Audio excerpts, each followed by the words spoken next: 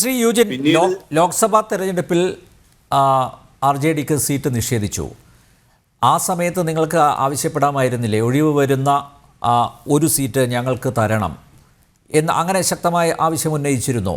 അതായത് രാജ്യസഭയിലേക്കുള്ള ഒഴിവ് വരുന്ന ഒരു സീറ്റ് ഞങ്ങൾക്ക് അവകാശപ്പെട്ടതാണ്. കാരണം യു ഡി എഫിൽ നിന്ന് ഇങ്ങോട്ട് വരുമ്പോൾ നിങ്ങളുടെ പക്കൽ ഒരു രാജ്യസഭ സീറ്റ് ഉണ്ടായിരുന്നു അല്ലേ?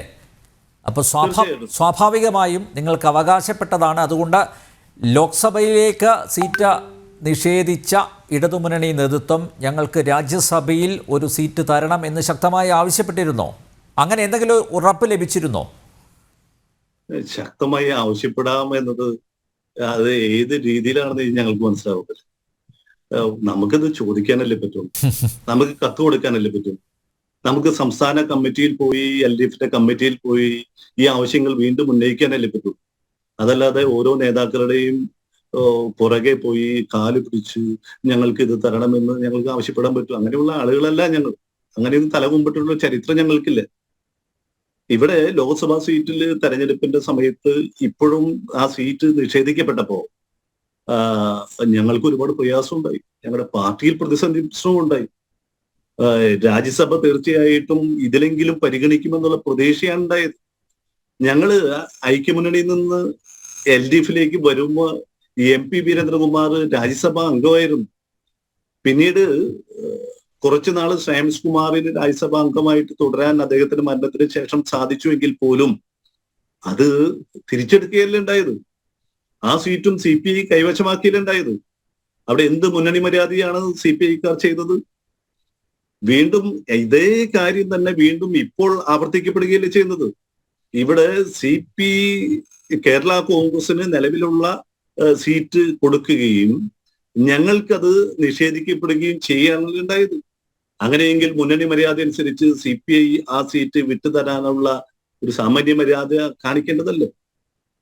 അവിടെ എവിടെയാണ് മുന്നണിയെ സംബന്ധിച്ചിടത്തോളം ഐക്യം രൂപപ്പെട്ട് അത് കൂടുതൽ ഗുണകരമാക്കി കൊണ്ടുവരാൻ വേണ്ടി ഏത് രീതിയിലുള്ള ഇടപെടലാണ് നടത്തിയത്? അതിൽ ഞങ്ങൾക്ക് വിഷമമുണ്ട്. ഈ രാജ്യസഭ ഒരു ഇഷ്യൂ, ലോകസഭ മറ്റൊരു ഇഷ്യൂ, മന്ത്രിയില്ലാത്ത മറ്റൊരു പാർട്ടി എന്താ ഞങ്ങളോട് ഇങ്ങനെ ചെയ്യുന്നതെന്ന് എത്ര ആലോചിച്ചിട്ട് ഞങ്ങൾക്ക് മനസ്സിലാകുന്നില്ല. ഞങ്ങളുടെ നേതാക്കളൊക്കെ ഇന്ന് ഒരു ദിവസം കൊണ്ട് പൊട്ടിപ്പുറപ്പെട്ട ആളുകളല്ല. പ്രിയപ്പെട്ട വീരേന്ദ്രകുമാറൊക്കെ തന്നെ 1.5 വർഷക്കാലത്തോളം സഖാവ് പിണറായി വിജയനോടൊപ്പം തന്നെ ജയിലിൽ കിടന്ന് അടിയന്തരാവസ്ഥക്കെതിരെ പോരാടിയ ആളുകളാണ്. അന്തസ്സുള്ള രാഷ്ട്രീയ നേതാക്കളാണ്. ഒരു വലിയ രാഷ്ട്രീയ സംവിധാനം കേരളത്തിലുണ്ട്. ഞങ്ങൾ ബഹുമാനപ്പെട്ട മുഖ്യമന്ത്രി ശ്രീ പിണറായി വിജയൻ കോഴിക്കോട് 10,000-കണക്കിന് ആളുകളെ അഭിസംബോധന ചെയ്തിട്ടില്ലേ? ഞങ്ങളുടെ വീരേന്ദ്രകുമാർ അനുസ്മരണ റാലി കോഴിക്കോട് കടപ്പുറത്ത് അദ്ദേഹം ഉദ്ഘാടനം ചെയ്തത്. RJD എന്ന് പറയുന്ന ഒരു വലിയൊരു രാഷ്ട്രീയ പ്രസ്ഥാനം ഇന്ത്യയിലില്ലേ? ഞങ്ങളുടെ രാഷ്ട്രീയ സംവിധാനത്തിന്റെ ഭാഗമായി ബീഹാറിൽ CPM-ന് സീറ്റ് അനുവദിച്ചില്ലേ? അതുപോലെ തന്നെ CPI ML 2 ലോക്സഭാംഗങ്ങളെ അവർക്ക് കിട്ടുന്ന രീതിയിലേക്ക് കാര്യങ്ങൾ കൊണ്ടുവന്നത് RJDയുടെ സംഭാവനയല്ലേ? തമിഴ്നാട്ടിൽ DMK എന്ന് പറയുന്ന രാഷ്ട്രീയ കക്ഷി അവർക്ക് വേണമെങ്കിൽ അവിടെ തമിഴ്നാട്ടിലുള്ള എല്ലാ സീറ്റുകളിലും വിജയിക്കാം. തനിച്ച് അതിനുള്ള സംവിധാനം DMKക്കുണ്ട്. പക്ഷെ CPM-ന് മറ്റു കക്ഷികൾക്കൊക്കെയും പകുതി സീറ്റുകൾ മാറ്റിവെക്കുകയല്ലേ ഉണ്ടായത്.